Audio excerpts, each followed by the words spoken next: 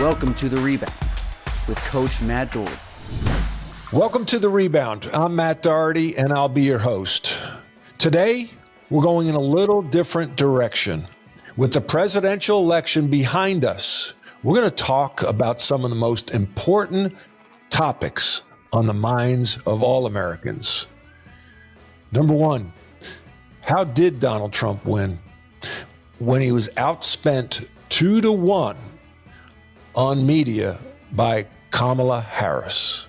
Legacy media is on notice because Americans got their information from non-traditional sources like X, Elon Musk, like podcasts, think Joe Rogan, and non-traditional shows like The Rebound on the First. Because people want the truth. And on this show tonight, we will honor those that have come before us on The Rebound and spoke truth to power, just like Donald Trump has done ever since he's come on the political scene.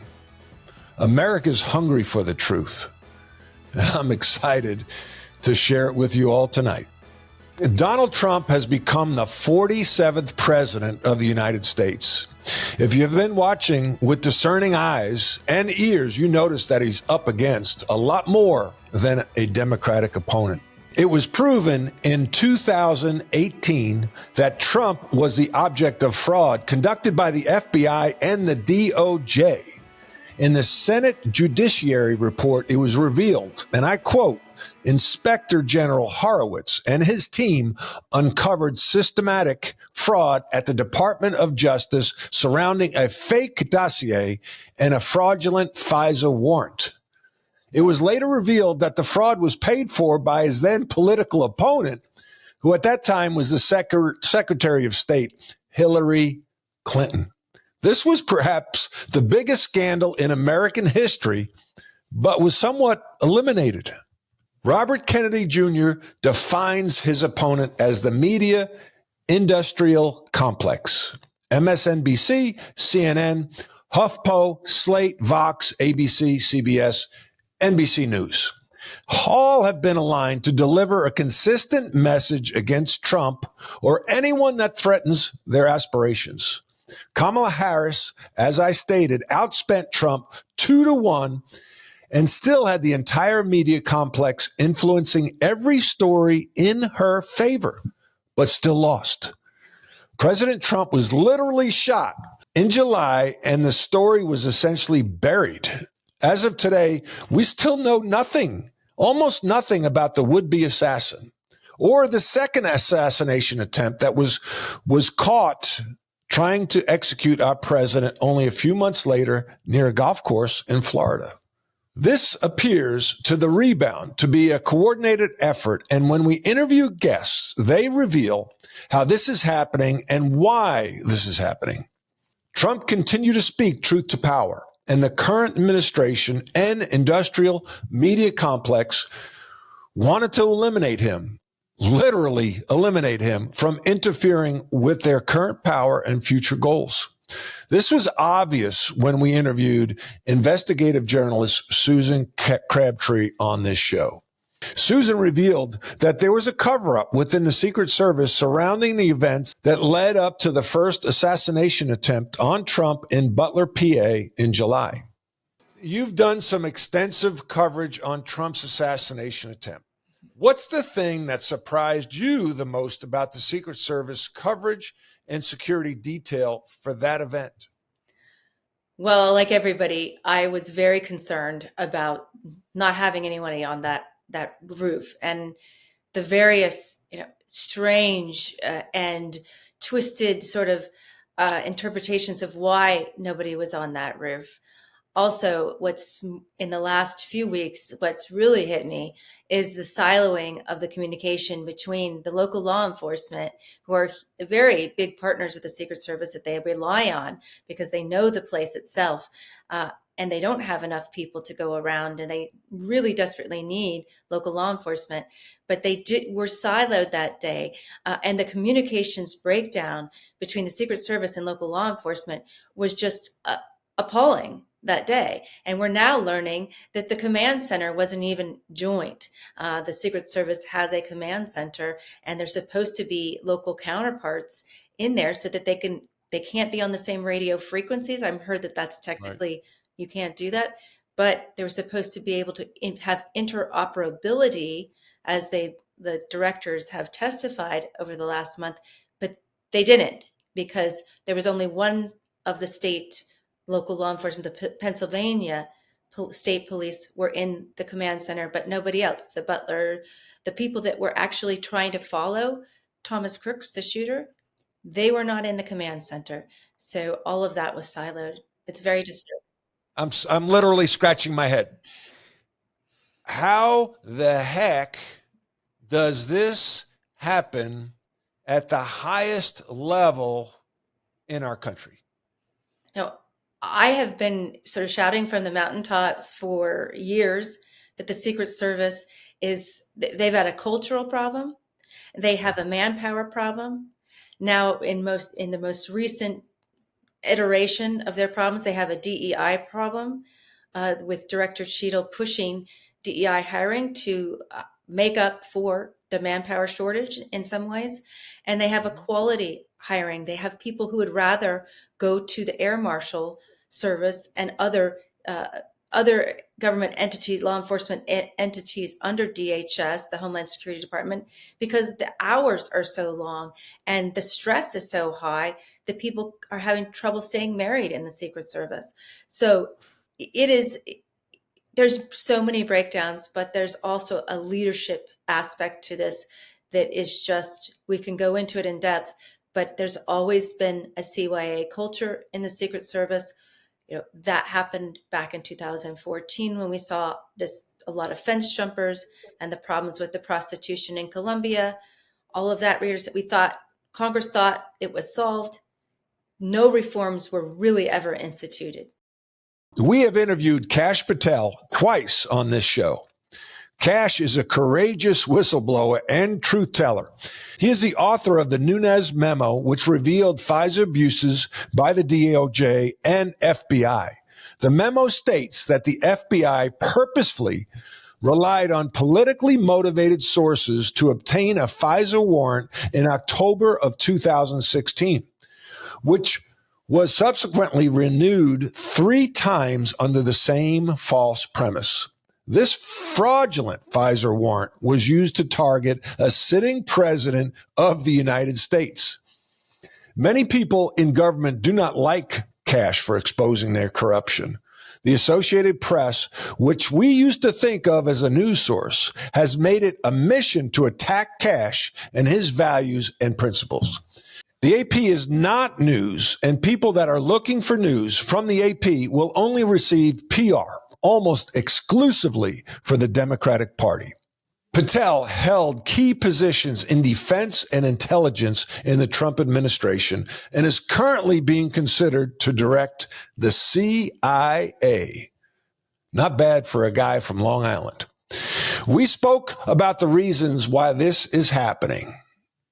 When Trump lost to Biden, and then why did people like George Soros become involved in supporting DAs throughout the country and really trying to take down our country, and then supporting pro-Palestinian protests on campus? Why? I ask you, why? Why do people want to take control and destroy the fabric that is our country? I think it's twofold. One, they want the power or the ability to control the levers of power, because guys like George Soros, they don't need any more money, right? You can only do so much with so much money. And then I don't think didn't happen overnight. I think people got wind of what the swamp was doing, and most of them joined forces with the swamp, like Soros and company. It's not just Democrats. Republicans did the same thing. a whole establishment class of Republicans just put out the revolving door of how do I succeed in DC so I can get my next paycheck and so I can get out there and have my name in the headlines. And Donald Trump blew up that narrative.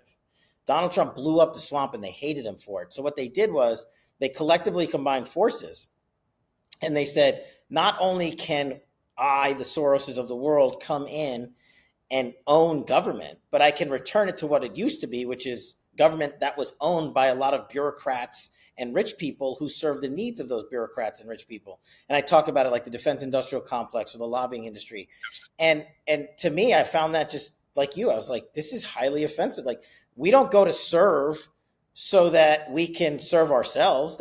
No one's forcing you to do that job. And so for me, that was like the essence of why they did it. And then when I ran Russiagate, when I ran that investigation, I told Devin Nunes, who I'd never met and didn't even know. And by the way, I didn't even know Donald Trump then. Like, I knew who he was, but we had never met or spoken or anything. And he goes, look, you have an intelligence background. You're a prosecutor. You're a counterterrorism guy. I said, so what? He's like, you want to run this investigation? I said, I'll make you a deal. I don't know you guys. I'll come to the Hill if I get to put out everything we find, whatever it is. If Trump's a Russian asset, we put it out. If he's in bed with these people, we put it out. I didn't think, as a former DOJ guy, we were going to find epic levels of corruption by the DOJ and FBI themselves to rig an election. It was just mind-blowing to me. And then the pushback we got when we tried to put out the truth was, I think, the most shocking surprise of all, but it was countered by the George Soroses of the world. They didn't want that narrative out there, the truth. How do you respond to critics who claim that this is all conspiracy theories? You know, that was the measure that we had to overcome. And we couldn't give speeches about it. We couldn't go on TV and do enough media interviews about it because there was such a slant in the media. There was such a vitriolic hatred for anything that might prop up Donald Trump, which I didn't understand because I was like, we're putting out the truth. So we learned really fast. The American people don't want to be spoken to. Give them the material. So we gave them the receipts. We gave them the documents. We gave them the memorandums from DOJ. We gave them the warrant. We literally lifted the curtain and said, you guys look. You guys tell me if this bank account says Hillary Clinton funneled money illegally to hire Christopher Steele. And then you guys look at the court documents to say, did the FBI lie? And all of that was, of course, answered in the affirmative. But that was a big step in getting the truth out. But that didn't stop the media. That was just the beginning. Now we're 8 years down the road. We touched on media several times. And a big part of the communist playbook is controlling the media. How come we don't have more friends in the media? How come the right doesn't have more say, more control? So I think whatever you want to call it, I call it a deep state and people get offended. And I'm like, look, I wish there wasn't a deep state. I wish I didn't write a book about destroying the deep state. I would love to have not ever endured through that. But the deep state, the leadership, again, in Washington, not Democrat or Republican, they are a uniparty, in my opinion. Yeah. They are in bed with one of the biggest conspirators in the world. That is the mainstream media. They use them to get their narratives out. They use them to get famous and rich. And they teamed up when Donald Trump hit the White House to say, which was ironic to me because I was like, what's Trump, from a national security guy? I can't speak to health or economy or whatever. But he wanted to kill terrorists, bring home hostages, end the wars, take out the cartels and seal the border. I was like, that's not like a conservative liberal thing. That's just like an American thing. And they went after him for him because he succeeded. And that was the irony to me. I was like, you're going to break him down because he succeeded in the things you've been lobbying for 10, 20, 30, 40 years.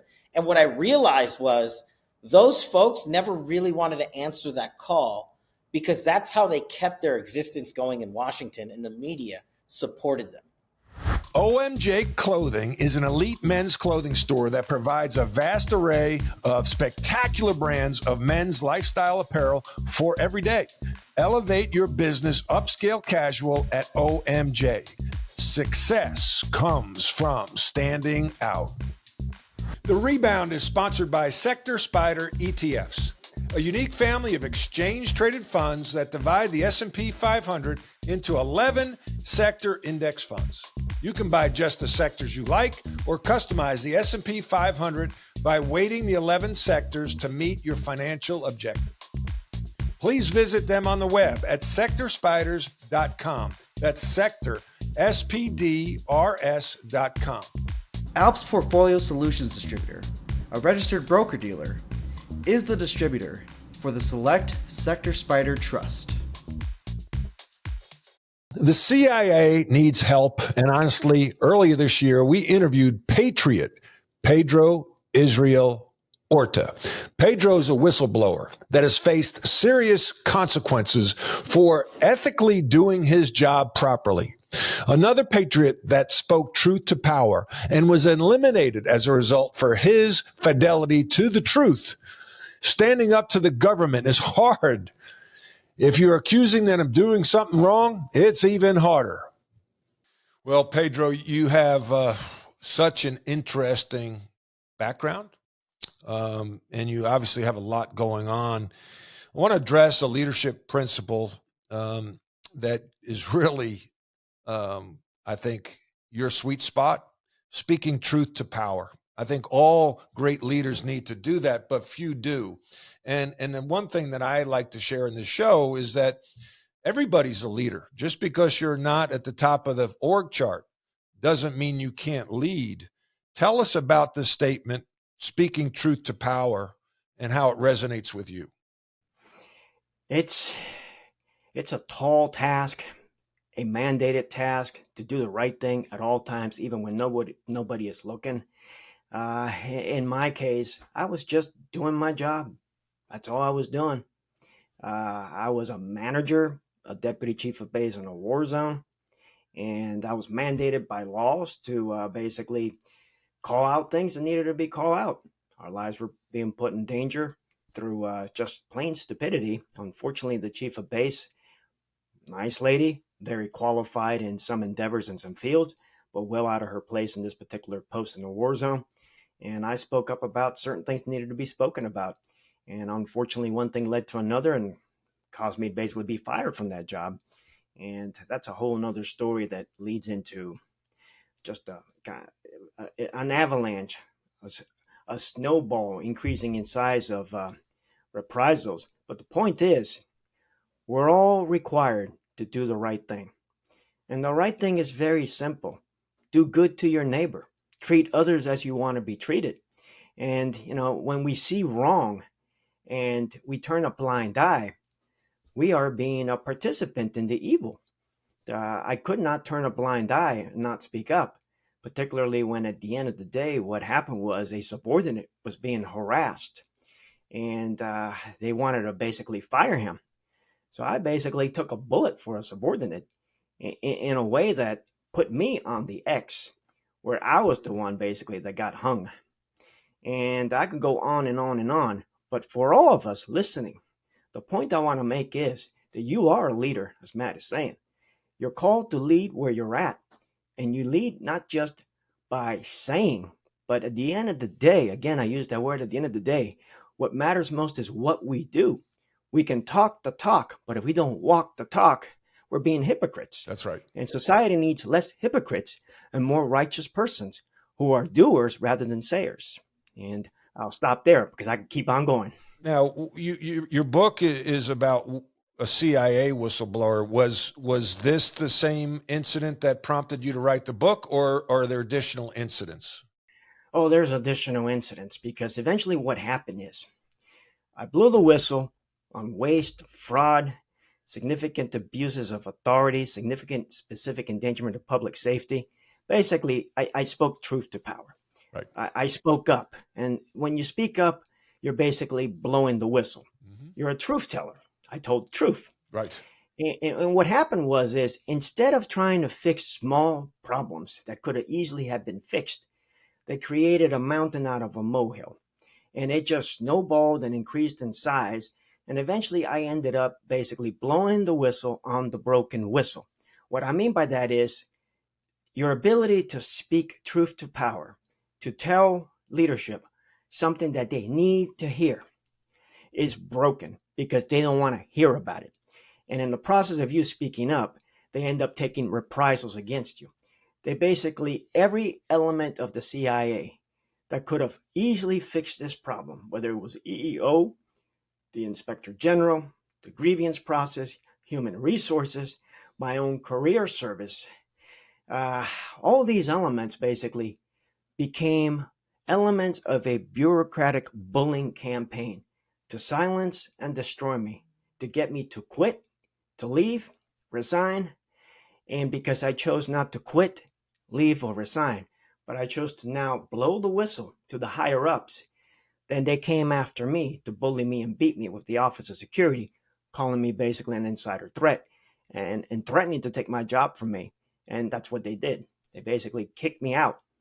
What did they try to label you, and what was the lowest point? Tell me a story of when it really hit you like, I don't know if I can get through this. What was the story, a description of the lowest moment for you back around 2018? 2017, 2018, this time frame, right before I got fired, I had more job denials. I had the CIAIG claiming they finally investigated, but they did not investigate fully, not looking at all the evidence, and it was a sham investigation. I have proof of that. And they launched a counter investigation against me. While I worked at the IG, they were saying that I was in there lacking independence. So here I am, absolutely stretched. And it continues to snowball and get worse until eventually I got fired in 2018 on paper. Now, the final date is still debatable, whether it's October 2018 or January 2019 when I got the official notification. But then I got a shoulder surgery. So now I'm having to go through a difficult shoulder surgery alone, the recuperation period, being fired, not being able to retain a new attorney. They refused to allow me to retain a new attorney. They came up with excuse after excuse after excuse. And it was this fall of 2018 where I was basically at the end of the rope. Got fired, bad shoulder recuperation, no resolution to the reprisals, no investigation on the follow-on reprisals, absolutely nothing I can do about it. They wouldn't let me take a new attorney. When I finally hired that attorney, when they finally approved it, was after I was fired, and they had the audacity to tell the attorney, well, we got nothing to discuss. He was fired. Mm-hmm. Yeah. And I'm basically, yeah. And your wife and daughter moved to Colombia, so you're by yourself going through this. I'm by myself going through this. I'm also an outcast per se. Yep. Nobody from my ex-employer wanted to talk to me. In some ways, I needed to protect them as well. So I was completely alone without my daughter, right. my wife, recuperating from the shoulder surgery. Basically at that point in time, I knew I had to get out of Washington, D.C. And by the grace of God, I had some people that I knew in Tulsa who helped me to basically buy a house and move to Tulsa without even looking at the house. 19th century British politician Lord Acton once said, "Power tends to corrupt, and absolute power corrupts absolutely." We have shown you a few examples of Americans being penalized for behaving like patriots as they attempt to protect the system our founding fathers created and that we are committed to following. It includes principles and ethics, and when they are breached, we must have a system to shine a light on it. Donald Trump, Kash Patel, Susan Crabtree, and Pedro Orta all have the guts to stand up for what is right. We need more Americans that speak truth to power. All truth tellers need our foundational support so we can continue to make America great again and to launch it towards greatness for another 248 years. This week, The Rebound honors those who speak truth to power. Thank you for joining us on this show.